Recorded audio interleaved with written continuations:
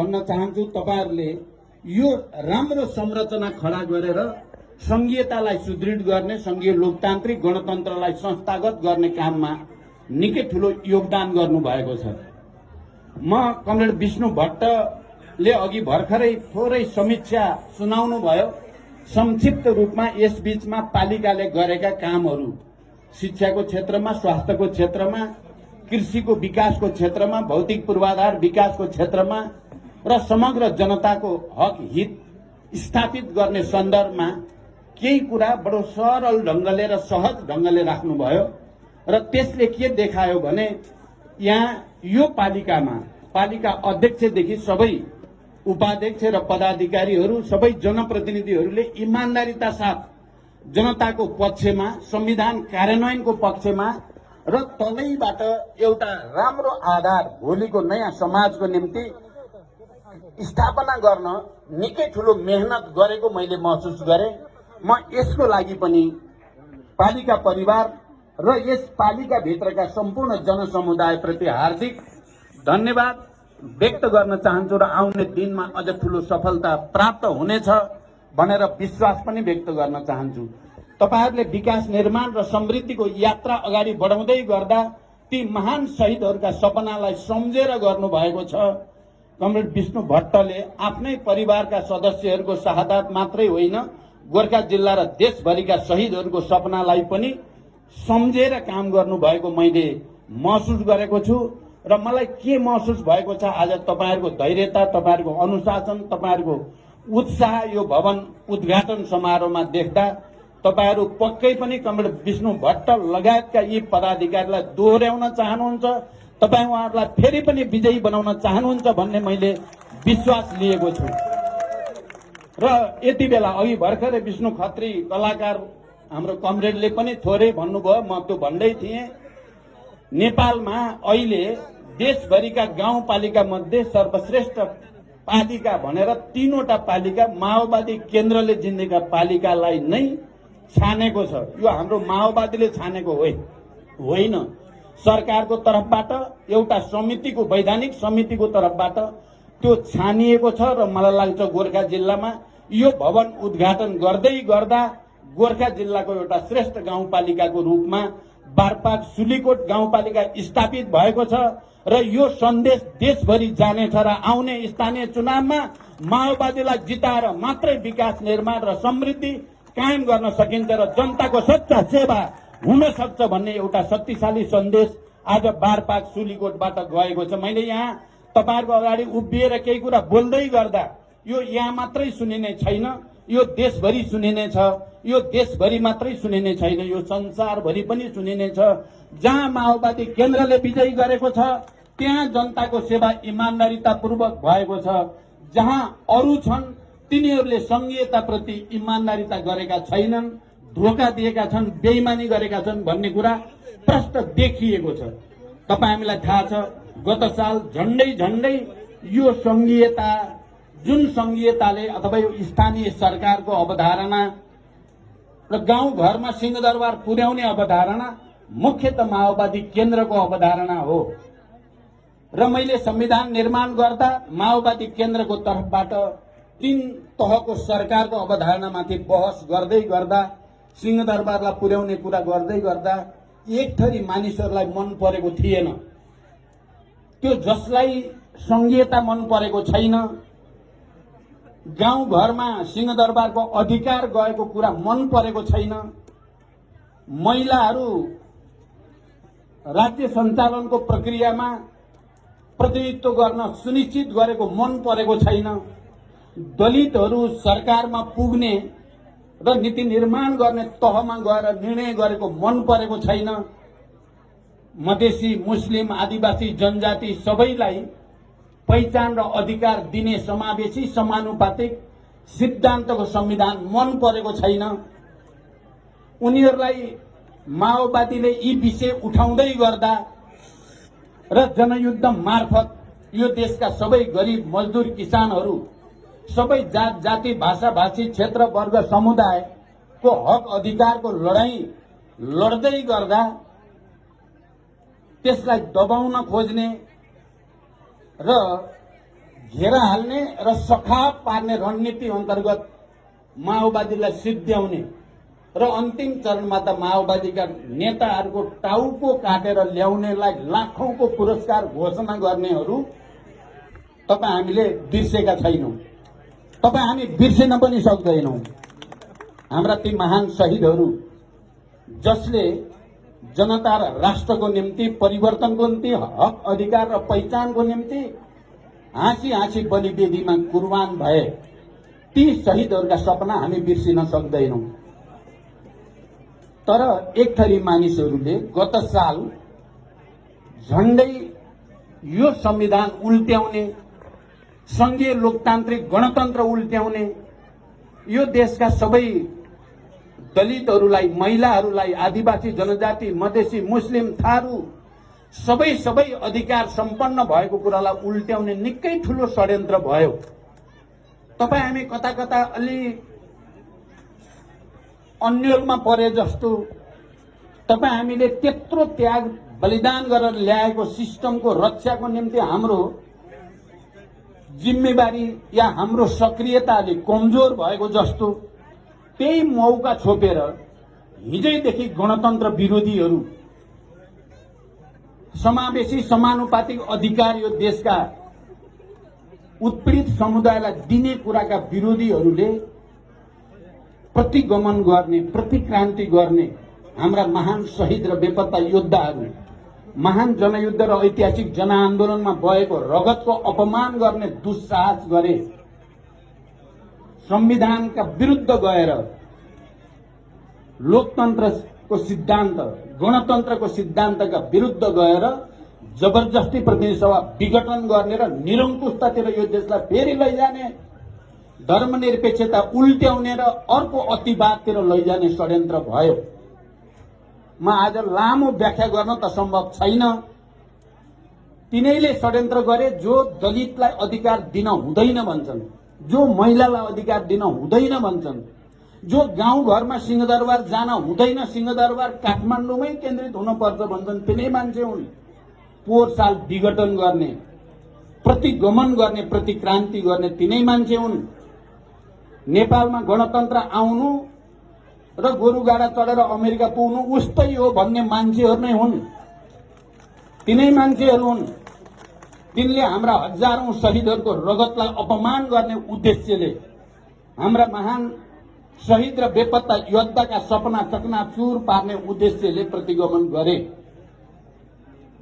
हामीलाई, हाम्रो पार्टीलाई र पार्टीको प्रमुखको हैसियतले नेताहरूलाई र मलाई यदि हामीले फेरि संघर्षको आँधी हुरी चलाएनौं भने हामीले हेर्दा हेर्दै संघीय लोकतान्त्रिक गणतन्त्र उल्टिन सक्ने, गाउँ गाउँमा पुगेका सिंहदरबारहरू भत्किन सक्ने र फेरि ती सबै सिंहदरबारहरू काठमाडौँमा मात्रै केन्द्रित हुने र फेरि त्यस्तै सामन्त राजा महाराजाहरू आएर फेरि यो देशमा विकृतिको शासन गर्न सक्ने देखिएपछि हामीले अपिल गर्यौं, खबरदार प्रतिगमन सहन सकिँदैन। तपाईहरुले सुन्नुभयो, तपाईहरु पनि सहभागी हुनुभयो। हामीले भन्यौं हामी नयाँ प्रकारको जनयुद्ध गर्न तयार, तर प्रतिगमन र प्रतिक्रान्तिलाई सहन हामी तयार छैनौं। जेल नेल यातना जे पनि भोग्न तयार भनेर हामी नेताहरू नै म समेत सडकमा गएर चिसो चाहिँ पिचमा पलेटी कसेर बसेको तपाईहरुले देख्नुभयो।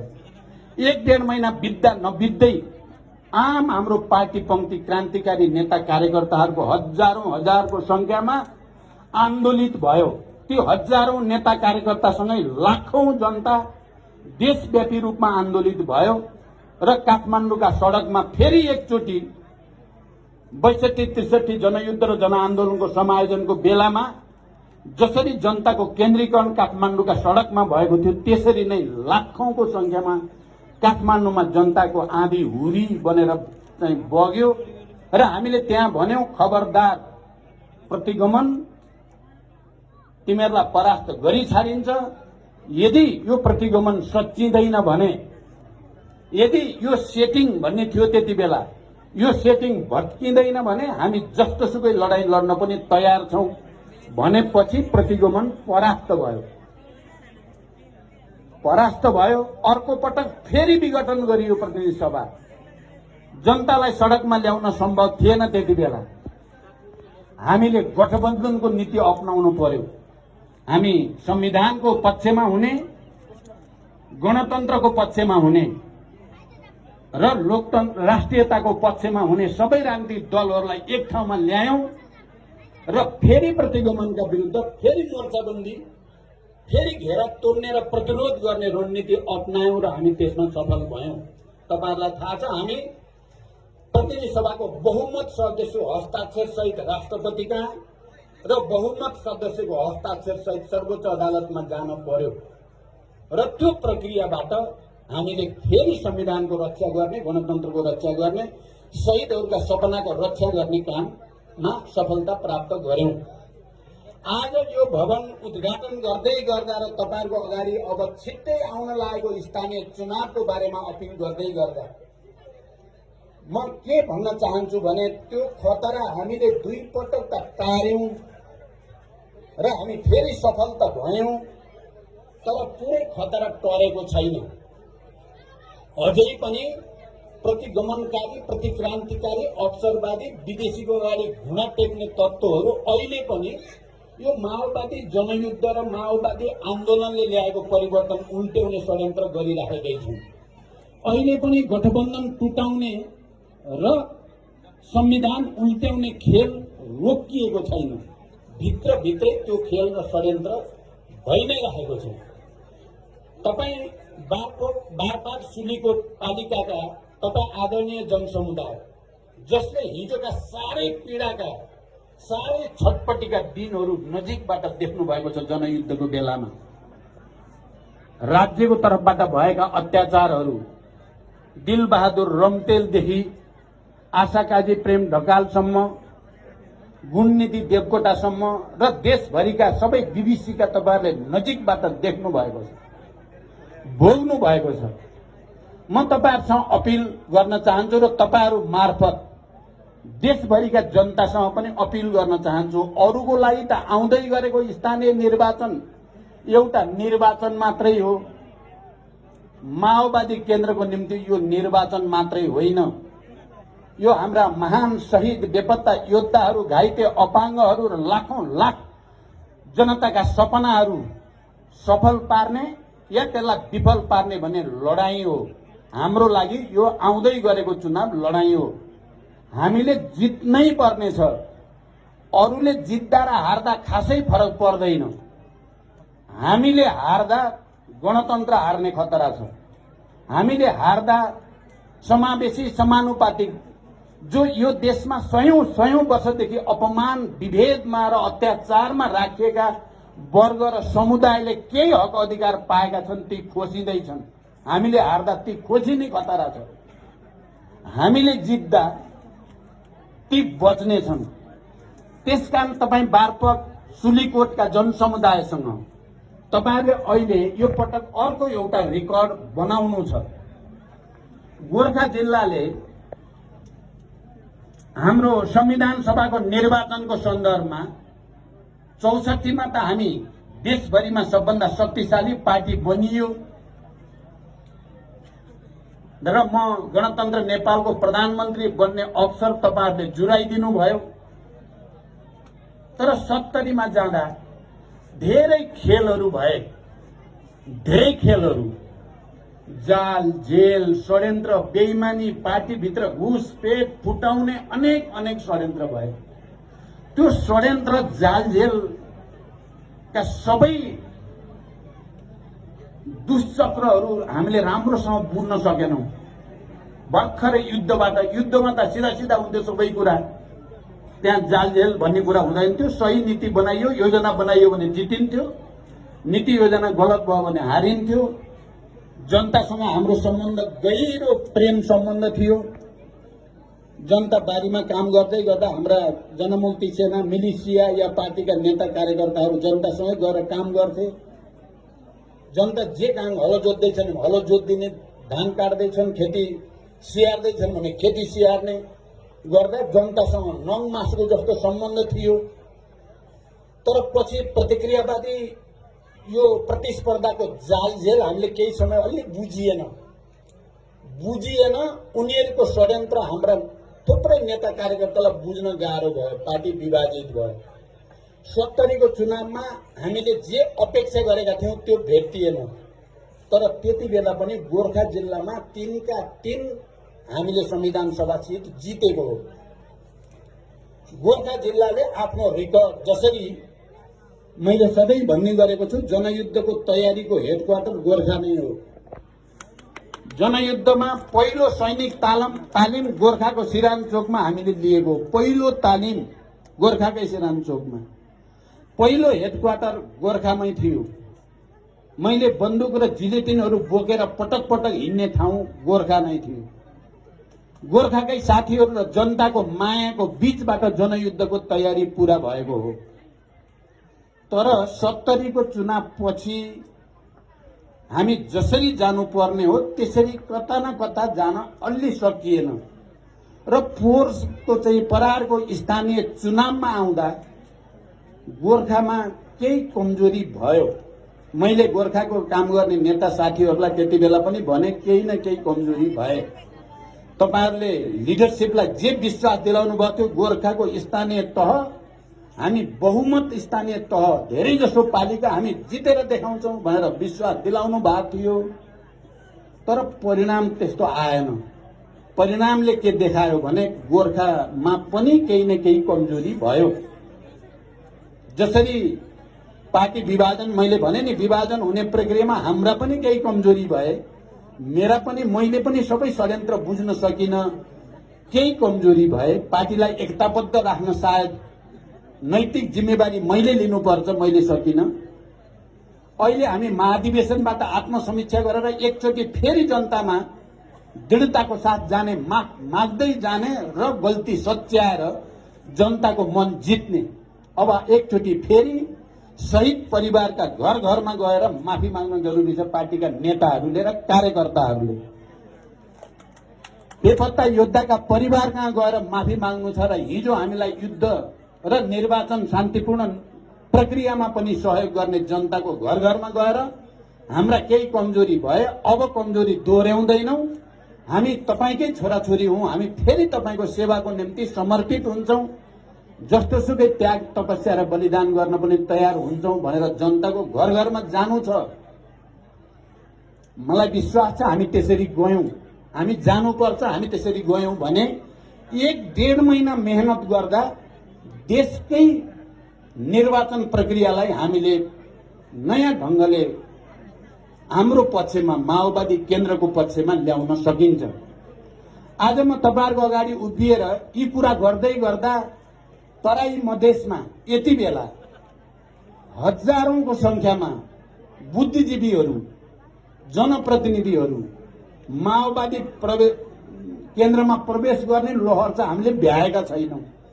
1 जना 2 जना होइन, एउटै जिल्लाबाट 700-800 शिक्षकहरू, बुद्धिजीवीहरू एकैचोटि प्रवेश गर्ने भएको छ र मानिसहरूलाई के लागेको छ भने अन्ततः देश संकटमा गएको बेलामा बचाउने भनेको पनि माओवादी केन्द्र मात्रै रहेछ।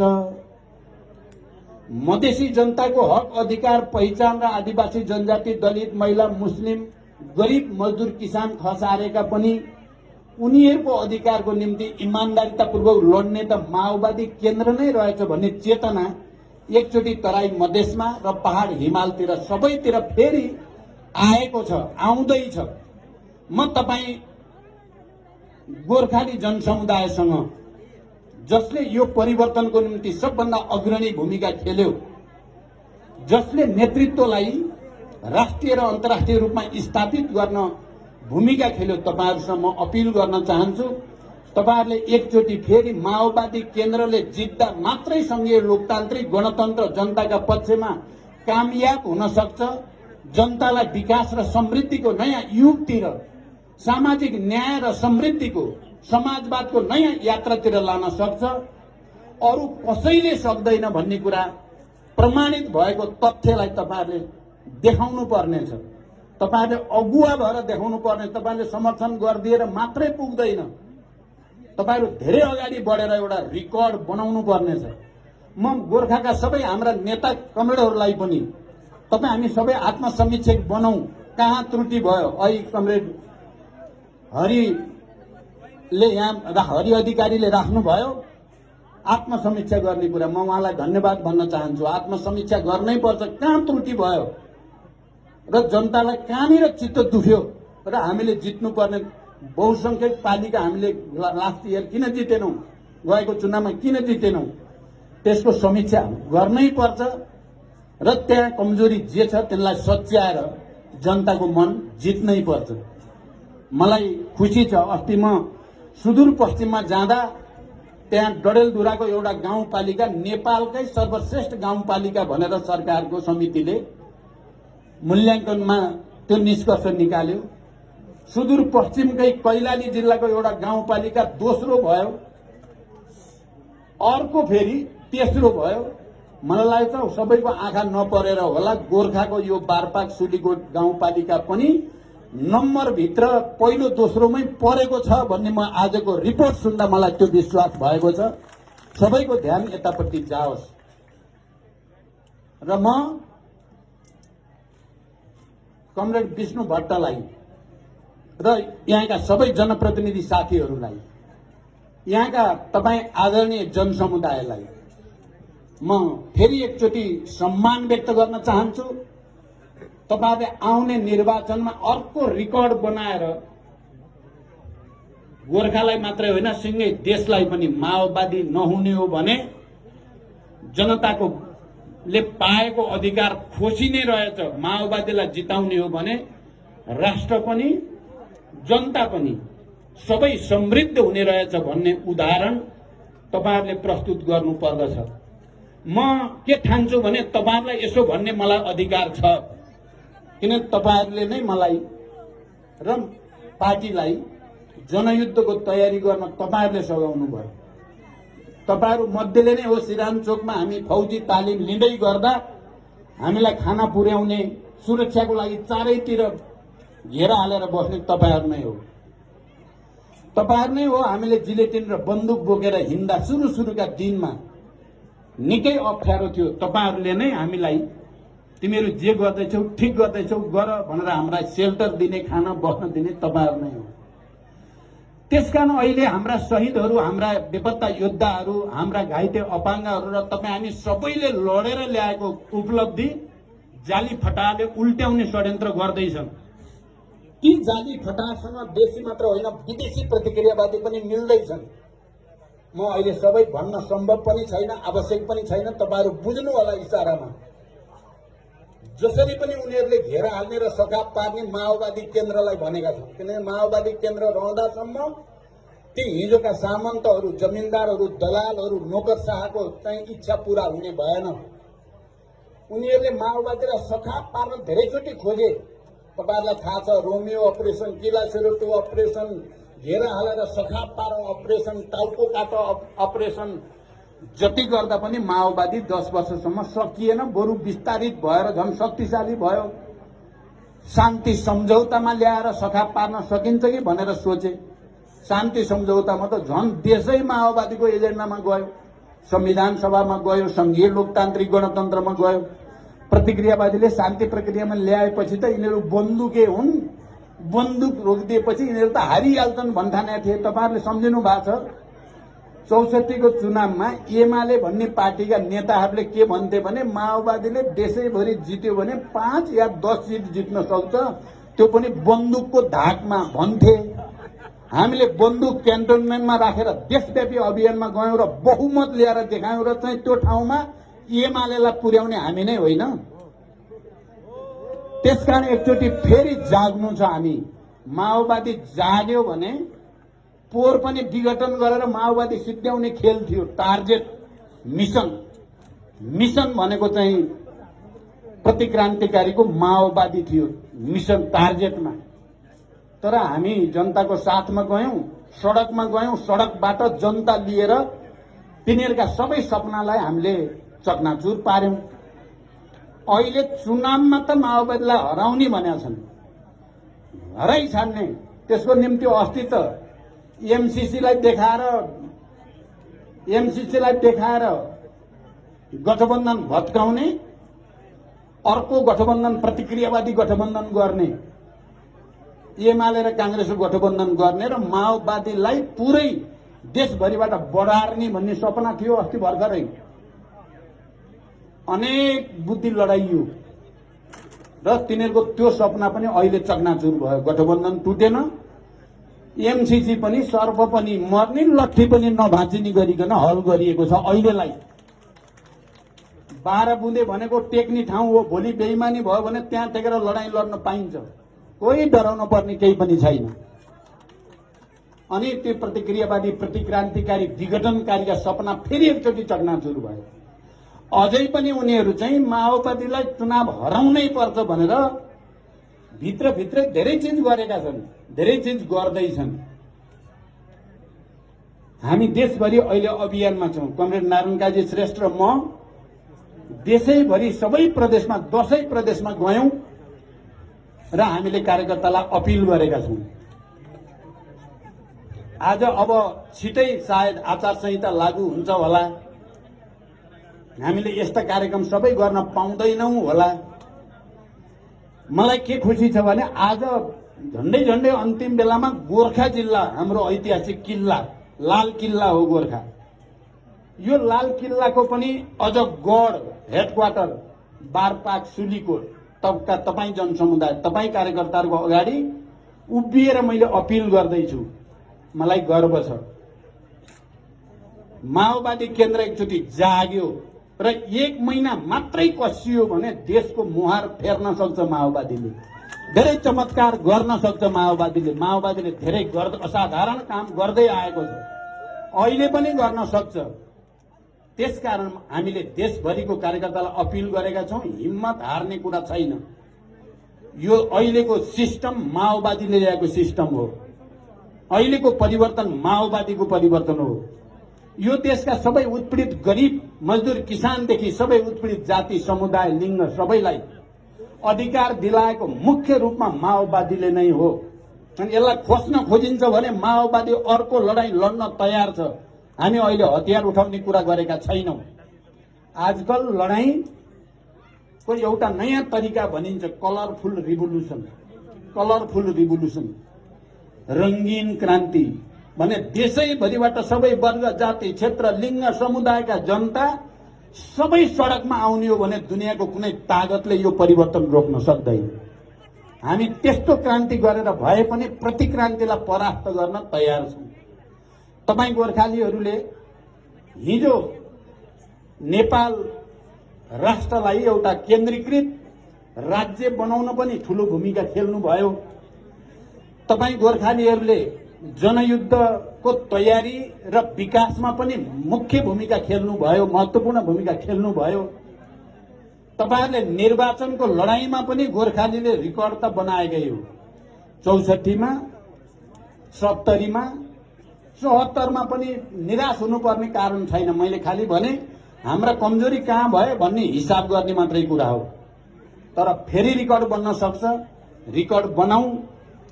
हाम्रो तपाईहरुप्रति आशा छ, भरोसा छ, विश्वास छ। तपाईहरुले रिकर्ड बनाउन सक्नुहुन्छ र बनाउन सक्नै पर्छ।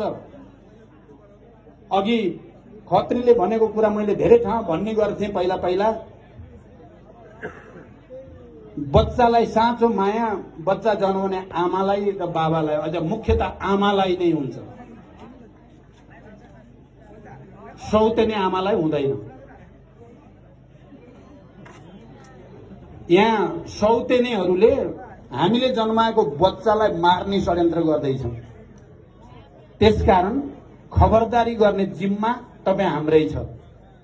यही अपिल तपाईहरुसँग गर्दै र तपाईहरुप्रति यही भरोसा कायम गर्दै म बिदा हुन्छु। धन्यवाद। अभिवादन।